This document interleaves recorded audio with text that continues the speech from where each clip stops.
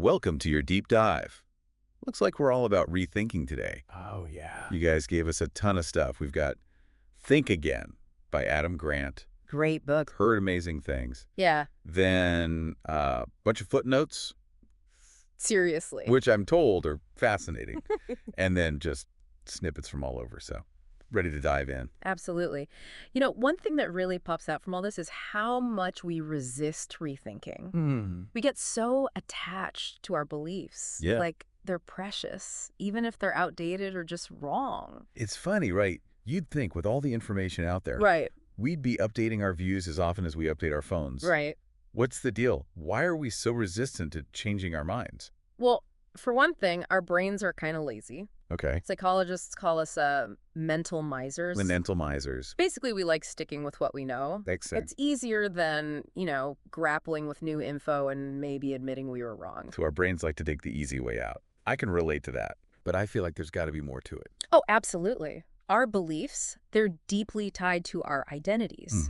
So when we rethink something, it can feel like we're losing a part of ourselves. Oh, interesting. Imagine like someone attacking your taste in music. Yeah. It feels personal. It's way easier to change our clothes than to let go of a belief, one that's been shaping how we see the world. It's almost like our beliefs become part of our brand. Right. No wonder we're hesitant to reevaluate them. But in a world that's constantly changing, Yeah. this can really cause some problems, can't it? Big time. And these sources highlight some psychological traps we often fall into. One is the Dunning-Kruger effect. Okay. Basically, the less we know about something, Yeah. the more confident we are in our abilities. Oh, that's dangerous. Right. It's like thinking you're a great singer because you kill it in the shower until you try out for, like, American Idol. Ouch. Yeah. Yeah. And that often leads to what's called the overconfidence cycle. Overconfidence cycle. We start preaching our ideas, then we become prosecutors of opposing viewpoints. And finally, we end up like politicians, selectively filtering information just to confirm our own biases. So we get trapped in this loop of being right, Right. never stopping to consider other perspectives. It's like we're in an echo chamber of our own making. So is there any way to break free from this cycle? There is, and it all comes down to what Adam Grant calls a scientist mindset. A scientist mindset. Instead of clinging to our beliefs like gospel, we need to be more like scientists, embracing humility, doubt, curiosity. Okay. We should constantly be testing our assumptions, gathering new evidence, and being open to changing our minds. So treating our beliefs like experiments. Exactly. Always open to the possibility that they might be disproven.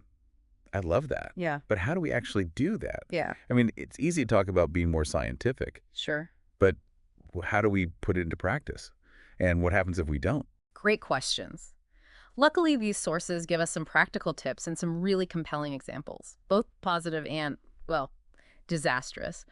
One that stands out is the story of the Man Gulch wildfire. Man Gulch wildfire. It's a tragic example of what happens when we cling to old habits when things are changing fast. There was this smoke jumper, Wagner Dodge. He survived by doing something totally counterintuitive. He lit a fire. Wait, he lit a fire To escape a fire. to escape a fire. His colleagues, though, they perished. Their instincts told them to run away from the fire, not toward it. Wow. They couldn't rethink their assumptions in time, and it cost them their lives. That is chilling. It makes you think, how often are we clinging to mental models that just aren't serving us anymore? All the time. Just like those smoke jumpers. Are there other examples that really highlight Yeah. how important rethinking is? Tons. And not all of them are so dramatic. Okay. These sources also look at, like, technological disruption. Remember BlackBerry? Oh, yeah. It was the king of smartphones. Yeah. Then the iPhone came along. BlackBerry's creator, Mike Lazaridis, brilliant engineer, but he was so attached to his vision for the BlackBerry, he just couldn't see the need to adapt. So he missed the whole touch screen revolution. He did. He got trapped in that overconfidence cycle. Yeah. Clinging to his initial vision even as the market was shifting. Result: BlackBerry lost its dominance. iPhone took over. Wow. It's a cautionary tale for all of us, even the most brilliant minds. Yeah, it's a good reminder that no matter how successful we are, Right. we need to stay open to re-examining our assumptions. So what I'm hearing is that rethinking, Yeah. it's about more than just admitting we were wrong. Right. It's about being open to new information and different ways of seeing the world. Exactly. And one of the most powerful tools for encouraging that, both in ourselves and in others, is asking good questions. Mm. Instead of preaching our opinions, we should be more like, intellectual dance partners, Mm. leading with curiosity, inviting others to share their perspectives. Instead of trying to win an argument, Right, we're trying to understand different viewpoints. right. Makes a lot of sense. Yeah. It feels less combative and a lot more collaborative. Absolutely. And, research shows that even when we're trying to persuade someone, expressing moderate confidence can be more effective than absolute certainty.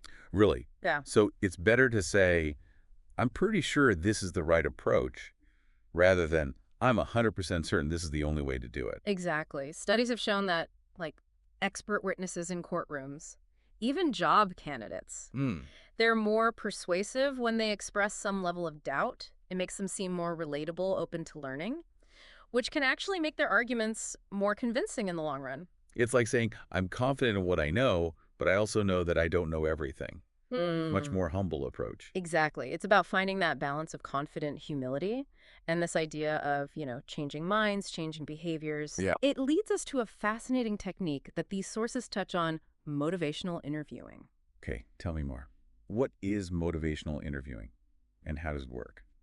It's all about helping people rethink their behaviors and make positive changes, but it's not about lecturing or telling them what to do. Got it. It's more like guiding them towards their own self-discoveries, helping them uncover their own reasons for wanting to change. So it's about empowering people to find their own path, Exactly. rather than imposing our solutions on them.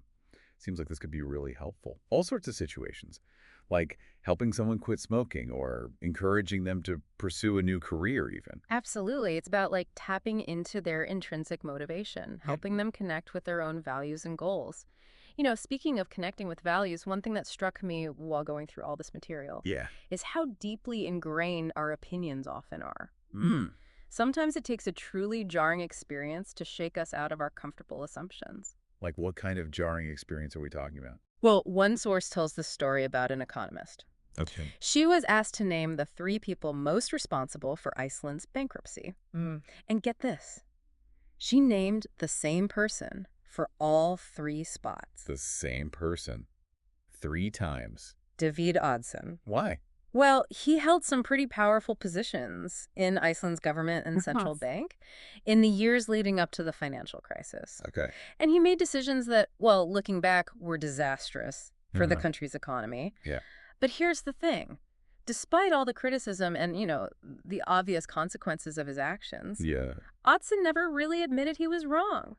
Years later, he even ran for president of Iceland, Wow. citing his considerable experience and knowledge. It's like he was completely blind to the flaws in his own thinking. How is that even possible? It's a classic case of blind spot bias. Blind spot bias. It's that tendency to see biases in others but be totally oblivious to our own. Oh, yeah. Yeah. We all do that. Right.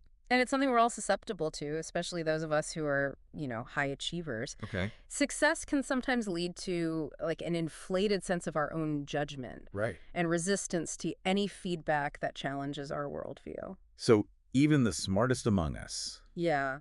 need to be willing to question our own assumptions Yeah. and be open to the possibility that we might be wrong. Absolutely. Humility is key. Humility is key. Yeah. Are there any other insights from these sources that touch on this idea of challenging our assumptions? Definitely. One source talks about this fascinating study with entrepreneurs in Italy. Yeah. They were divided into 2 groups. One group received standard entrepreneurship training. The other group, though, they were also encouraged to approach their startups with a more experimental mindset, like scientific thinking. Interesting. So one group was taught to be more open to rethinking their strategies. What happened? What were the results? Well, the results were pretty amazing. All right. The startups led by those in the scientific thinking group, they were way more successful. Really? Yeah, they generated more revenue, got customers faster, and they were much more likely to pivot when their initial strategies weren't panning out. That's impressive. So being open to rethinking and adapting was key to their success. It was. Sounds like a powerful lesson for anyone navigating a landscape that's constantly changing, not just entrepreneurs. It is. It really underscores how important it is to let go of our attachment to our initial ideas and to change course when the evidence tells us to. Stubbornly clinging to a plan that's not working. Yeah. That's a recipe for disaster, Yeah. whether you're running a company or just navigating daily life. So what I'm hearing is that rethinking, it isn't just about admitting when we're wrong. It's about constantly learning, adapting, and evolving our thinking based on new information and new experiences. You got it. And one of the sources dives into a really interesting concept, confident humility. Confident humility. We've touched on that a little bit already, haven't we? We have. It's that sweet spot between being confident in our abilities and acknowledging that we don't have all the answers. This reminds me of what we were talking about earlier, Yeah. about how expressing some doubt can actually make us more persuasive. Right. It's all connected. Confident humility is about being open to feedback, to new information, without, letting it crush our confidence. Okay, I'm starting to get how powerful this idea really is, but how do we actually cultivate confident humility, especially when it comes to receiving feedback, which can be tough? Yeah, feedback can be really tough, but these sources give some great advice. Okay. One of them talks about the importance of detaching our opinions from our identities. Remember earlier, we talked about how our beliefs can become so intertwined with our sense of self Yeah. that rethinking them feels like a personal attack. Right. Well, if we can learn to separate those two things, Okay. it becomes easier to receive feedback without feeling like we're being attacked. So it's about understanding that our worth as individuals isn't tied to whether or not our opinions are right. We can be wrong about something and still be valuable, worthy human beings. Exactly. And this kind of detachment, it can also help us avoid those, unproductive arguments, the ones that just go nowhere. Sometimes the best way to win a debate is to actually concede a few points to the other side. Really? Why would you give ground to your opponent? Why is that a good strategy? Because it disarms them. When we acknowledge that some of their points are valid, Okay. it shows that we're not just trying to bulldoze them with our own views. It shows that we're open to considering different perspectives, which can make them more receptive to hearing our side. So it's about finding common ground, building bridges instead of digging in our heels, Yeah, and just reinforcing those divides. exactly. It's like saying, I see where you're coming from, and I respect your perspective, even though I might not fully agree. It's a much more collaborative and productive approach. I like that. It reminds me of something else these sources mention about how to have productive disagreements with people who hold different views. Oh, yeah. It feels like our world is becoming more and more polarized. It's harder than ever to have a civil conversation with someone who sees things differently. It is. So what kind of wisdom do these sources offer on bridging those divides? Well, one key takeaway is recognizing how complex most issues really are. Right. We tend to fall into binary bias, Binary bias. simplifying things into two opposing sides, good versus bad, right versus wrong. I think we all do that to some extent. We do. It's easier to process information that way. But most issues are way more nuanced than that. Yeah. There's a whole spectrum of perspectives. Right. And understanding that complexity can help us break free from that us versus them mentality, which is just so prevalent. So instead of seeing things in black and white, Yeah. we need to embrace those shades of gray. But how do we do that? Yeah. Especially when we're talking about issues that we feel really strongly about. One strategy is to focus on common ground, Okay. even if it's just a tiny sliver of shared understanding. Another is to ask open-ended questions. Encourage the other person to elaborate on their views. For replacing judgment with curiosity. Exactly. Instead of assuming we know what the other person thinks, we genuinely try to understand their perspective. That sounds a lot more empathetic and productive. Mm. Do these sources have any real-life examples of how this can work? Mm-hmm. I mean, it's one thing to talk about bridging divides, Sure. but how do we actually do it when we're faced with real people who hold opposing views? They do. There's one really powerful example, the story of Daryl Davis. Daryl Davis. He's a black musician, Mm. and he's spent decades befriending members of the Ku Klux Klan. He befriends KKK members. I'm a little speechless. That takes incredible courage Yeah. and open-mindedness. It does. Yeah. And his story is a testament to the power of dialogue. He doesn't try to lecture them or convert them to his way of thinking. Mm. He listens with genuine curiosity and respect. And he asks questions about their beliefs and experiences. And what happens? Do these conversations actually change minds? They do. Over the years, he's persuaded hundreds of KKK members to leave the organization. Wow. And many of them have become close friends with him. It's an incredible example of how even the most deeply ingrained prejudices can be challenged and changed through open, respectful dialogue. It's an inspiring story.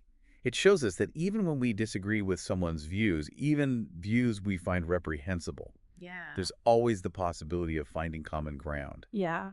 and connecting on a human level. Absolutely. And that principle applies to any conversation about issues that divide us, whether it's politics, religion, or anything else. Anything that triggers those strong emotions, the key is to resist the urge to, like, preach, prosecute, or play politics. Hmm. And instead, approach these conversations with a genuine desire to learn and understand. It's about remembering that we're all on a journey of learning and growth, and none of us has all the answers. We need to be open to rethinking our own views, Mm. just as much as we encourage others to do the same. What I'm hearing is rethinking isn't just about changing our minds, it's about changing the way we interact with the world and with each other.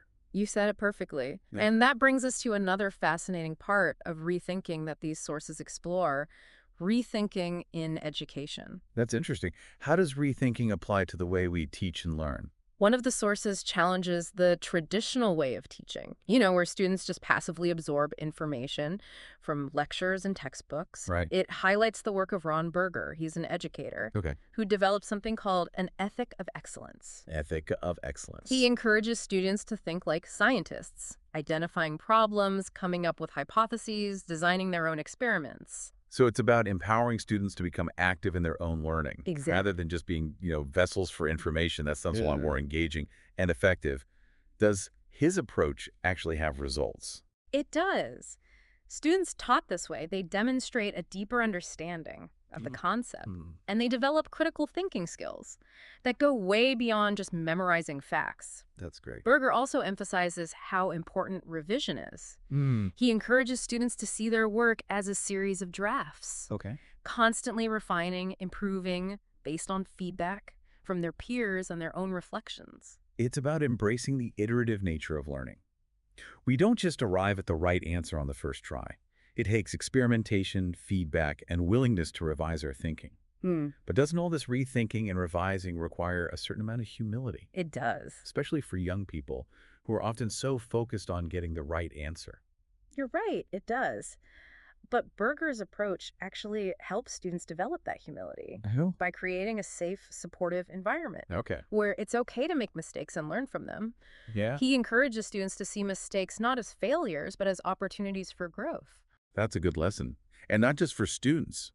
We could all benefit from adopting that mindset. But this approach to education seems like it would take a lot of time and effort, both from the teachers and the students. It does. But the benefits are huge. This kind of learning creates a love of learning and a mindset of continuous improvement, something that can help students their whole lives. It's about equipping students with the skills they need to succeed in a world that's constantly changing. Right. It sounds transformative, really, but are there any ways that we as adults can apply these principles of rethinking to our own lives, even outside a classroom setting? Absolutely. These principles apply to all of us, no matter what we do or where we are in life. Rethinking, it's not always about these huge changes. It's about finding little opportunities, everyday opportunities, to question our assumptions, learn from what we experience, and just make little tweaks that lead to more happiness, more fulfillment. So it's like cultivating that mindset of continuous improvement, not just at work or in school, but in all parts of our lives. Exactly. And, one of the most interesting things about rethinking that comes up in these sources is this idea of reevaluating our plans, both personal and professional. They challenge that old idea that we need to have it all figured out and stick to our plans. You mean ditch the 5-year plan? That's kind of a relief to hear, actually. It can be. These sources suggest being more flexible, having a plan that lets us change course as we go. Makes sense. One source makes a great analogy. Writing a plan for your life is like driving in fog at night. Okay. You can only see as far as your headlights, but you can still make the whole trip that way. I love that. It's like having a sense of where you're going without being too fixated on the specific destination. Exactly. Leaves room for, those unexpected turns that often lead to the most rewarding experiences. Right. But I know what you're thinking. What about when we feel stuck? Yeah. Whether it's a job that's not doing it for us anymore, or a relationship that's lost its spark, how do we know when it's time to make a big change versus just trying to tweak things? That's the million-dollar question, right? Yeah. What do these sources say about making those big decisions? One thing they point out is we need to understand the difference between changing our actions and changing our surroundings when it comes to happiness and fulfillment. So it's not just about moving to a new city or buying a new car. Nope.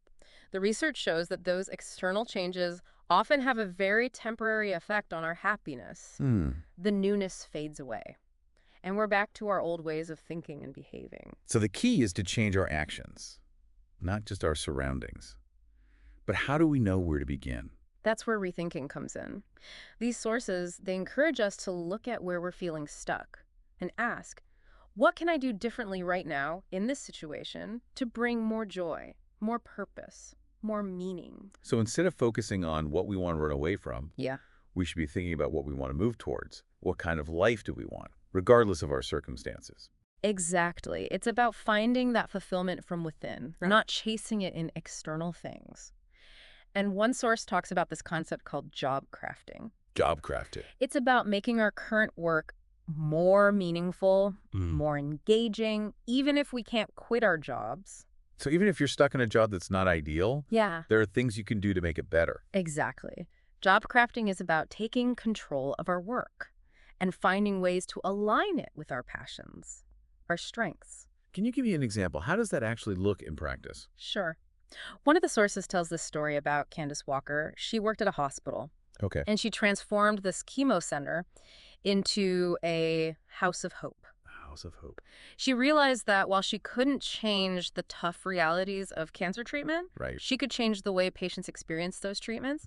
She focused on creating a more caring environment, looking after their emotional well-being as well as their physical health. It's a really great example. Rethinking isn't just about those big dramatic changes. Sometimes it's just about these small chances to make a positive impact. Exactly. Rethinking, it's a process, not a one-time thing. It's about developing that mindset of curiosity, humility, openness, like those Italian entrepreneurs. This whole deep dive has been a really good reminder. Mhm. Rethinking isn't about being right or wrong. It's about seeing things in new ways and being willing to adjust our thinking Hmm. as we learn and grow. Yeah. And, one thing that keeps coming back to me is this idea of confident humility. Yeah. It seems so tied into this whole concept of rethinking. It really is. The more we have that confidence, but also that humility, that sweet spot between knowing things and admitting we don't know everything, the more open we are to rethinking. It's like letting go of that need to always be right Right. and embracing the joy of discovering new things. Beautifully put. Rethinking is a journey. It's one we all need to be on if we want to grow in this world that's always changing. Being open to new information, being willing to question our assumptions, and being brave enough to change our minds when it makes sense. Even though this deep dive has made me a little uncomfortable at times, I mean, who likes to admit they might be wrong? Right. Overall, I'm feeling pretty inspired. I get that. It can be tough to face our biases, but it's also really freeing.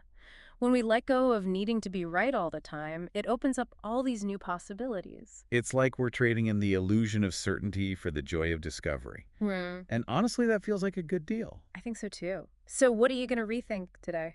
You know what? I think I might rethink my whole stance on pineapple on pizza. Maybe it's not so bad after all. That's the spirit. Remember, start small. Who knows where it might take you?